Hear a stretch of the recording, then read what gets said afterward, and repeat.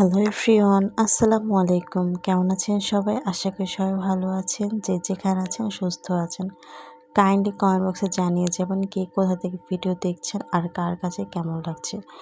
তো আপনাদেরকে আমি দুপুরবেলায় হিংস দিয়ে দিয়েছি যে আজকে দুপুর আমার বাচ্চার রান্নার ভিডিও আজকে শেয়ার করব। খুব স্পেশাল কিছু আছে। স্পেশাল মেনুর মধ্যে আজকে হচ্ছে শুধু ধনিয়া পাতা আর টমেটোটাই বেস্ট।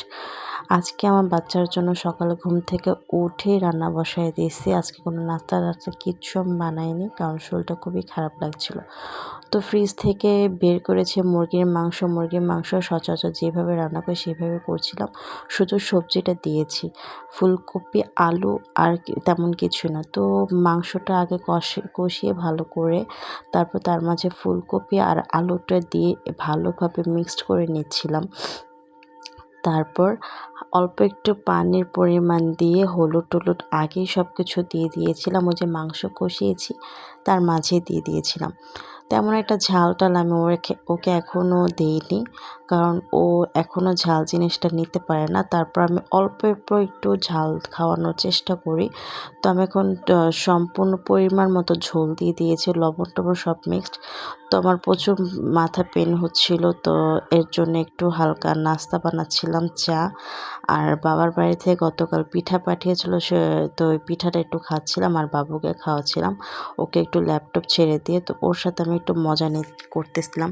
তো এর মাঝে আমি একটু তরকারিটা আরেকটুভাবে দেখে আসছিলাম যে মাখা রাখবো, হালকা ঝোল। তো করে ফেলেছি, করার পর বাচ্চাকে খাওয়া দাওয়া করিয়ে ওকে ফ্রেশ করিয়ে দিয়ে রান্নার জন্য প্রস্তুতি ছিলাম। তো আজকে রান্না ছিল লাউ চিংড়ি মাছ দিয়ে আর দেশি একদম মানে কাঁচা টমেটো। তো বাবুকে শাওয়ার করিয়ে এক ছাদে নিয়ে গিয়েছি, একটু ঘোরাঘুরি করার পর রোদ লাগাতে হবে যেহেতু ভিটামিন সি। তো বাবুর লাঞ্চের সময় হয়ে গিয়েছে, ওকে খাওয়া দাওয়া করিয়েছি অফ ক্যামেরাতে। তো খাওয়া দাওয়া করানোর পর বাবুকে আমি ঘুম পাড়িয়ে ফেলেছিলাম। এরপর আর কোনো ভিডিও করা হয়নি। এরপর আমি নিজেই ঘুমায়ে পড়ছি। তো কিছু পিকচার্স আমি আপলোড করে দিয়েছি। দেখতে পারেন আপনারা যে কীভাবে কী রান্না করেছি না করেছি। এখন মানে বাচ্চার প্রতি আমি অনেক বেশি হেল্পফুল আর হচ্ছে অনেক কেয়ারফুল হয়ে গেছি।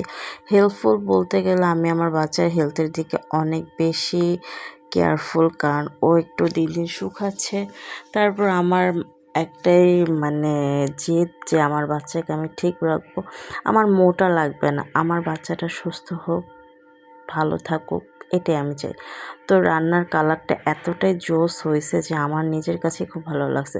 তো আজ এই পর্যন্ত, সবাই ভালো থাকবেন, সুস্থ থাকবেন। লাইক কমেন্ট শেয়ার করতে একদম ভুলবেন না। আসসালামু আলাইকুম।